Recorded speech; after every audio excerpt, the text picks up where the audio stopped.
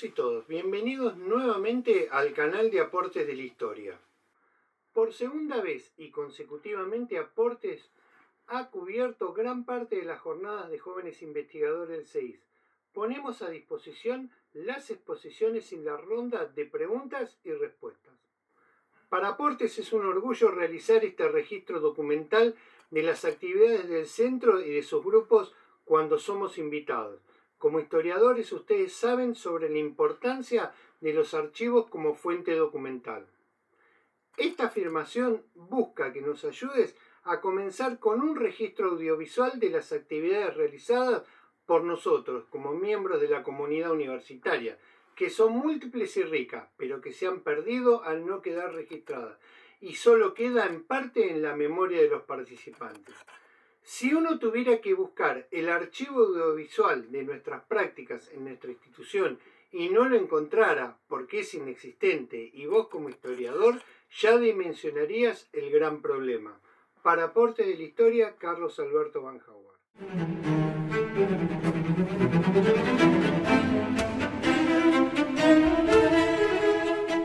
Bueno, vamos a arrancar ahora con el segundo bloque de Historia Política y Cultural.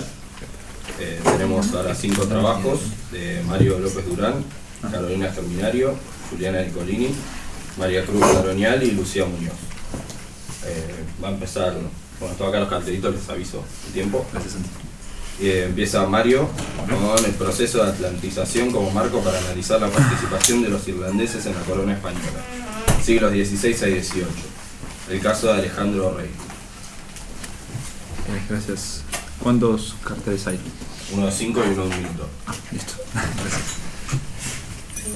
Bueno, antes que nada, gracias a los que están presentes y nos vienen a escuchar. No son muchas las oportunidades que tenemos los estudiantes para presentar lo que hacemos, así que está muy bueno y les agradezco también en nombre de todos que estén acá. Como bien dijo Santiago, lo que me interesa o lo que quiero presentar hoy brevemente es un estado de la cuestión sobre el tema que me interesa, con el que vengo leyendo hace relativamente poco tiempo, pero que hay todavía mucho, que es sobre un personaje histórico del siglo XVIII, un irlandés llamado Alejandro O'Reilly, que nació en 1723 y murió en 1794, y que tuvo bastante injerencia en la corona española. Antes que nada me gustaría decir que en realidad el nombre original es Alexander, pero por la traducción, como la mayoría de los nombres, John es Juan y otros, Alexander fue tomado como Alejandro, así que tomo Alejandro porque fue el ámbito de España donde pasó mayor cantidad de tiempo. Pero antes de hablar de O'Reilly en particular, me gustaría hacer mención a la participación de los irlandeses en general en la corona española, entre los siglos XV y XVIII.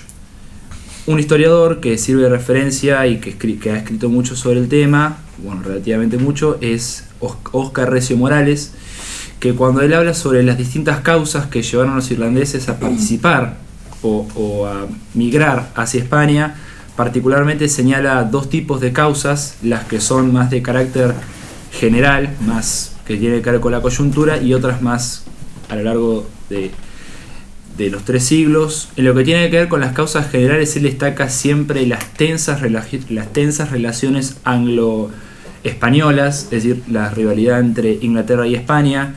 Naturalmente existe en Irlanda, existía en ese momento y creo que también está presente hoy, cierto resentimiento hacia Inglaterra por temas de dominación colonial y demás, y Recio Morales entiende que ese odio mutuo de España e Irlanda, odio entre comillas, de Inglaterra y de España y de Irlanda hacia Inglaterra, genera cierta relación entre las dos primeras naciones.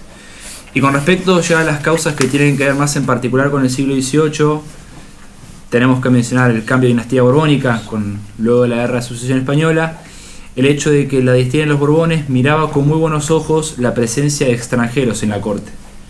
Si durante los siglos XVI y XVII la presencia de los extranjeros tenía que ver más que nada con el control administrativo de la corona, ya a partir del siglo XVIII se pasó a hablar de la participación de los extranjeros tanto en el ámbito militar como en el ámbito comercial.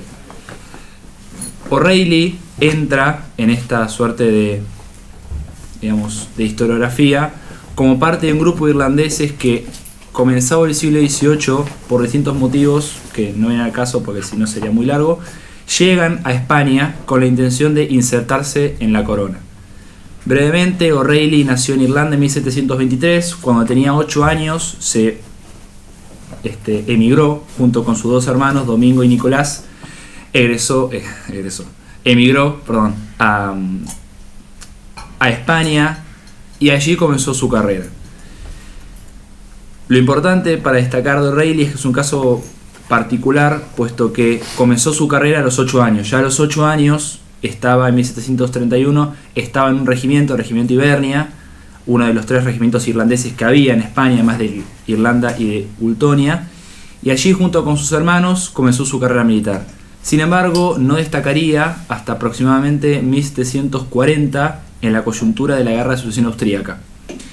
El rey del momento, rey Borbón, pidió a O'Reilly que fuera a observar al ejército prusiano, puesto que el ejército prusiano era en la época el modelo de lo que se pretendía como en el ámbito castrense, digamos. O'Reilly fue enviado como observador externo para ver qué técnicas o qué tácticas practicadas por Federico II podían ser implementadas en el ejército español. O'Reilly fue, pero mientras participó fue herido de una pierna, quedó cojo, y fue después lo que sus opositores o sus críticos utilizarían como argumento principal para criticarlo. Luego, en la Guerra de los 7 Años, que fue lo más importante que hizo O'Reilly, por el Tratado de Fontainebleau, España recibió de Francia Luisiana, la región de Luisiana en Estados Unidos, y O'Reilly, que ya venía participando en el ámbito militar, fue enviado a Luisiana para poner orden. ¿Por qué? Brevemente, en Luisiana, antes de que llegara O'Reilly, un año antes, se había producido una rebelión de los franceses que allí habitaban por la transición del control francés al control español. Los franceses, cuando llegaron las nuevas autoridades españolas, se rebelaron por cuestiones más que nada políticas y religiosas.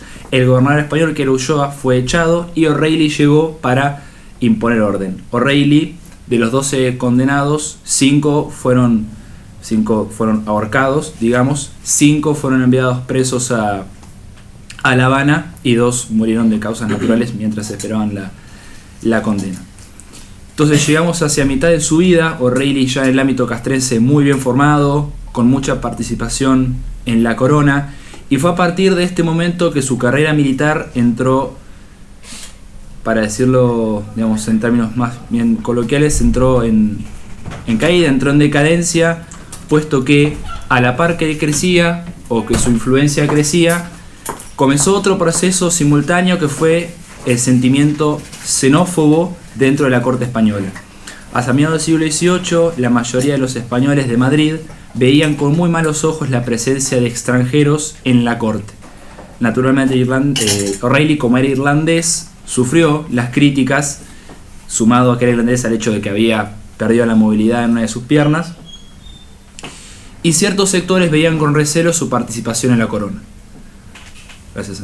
De este modo, hacia cuando O'Reilly tenía aproximadamente unos 45 o 50 años, el rey Carlos III le ordenó, o le pidió, mejor dicho, que liderara la invasión española en Argel al norte de África.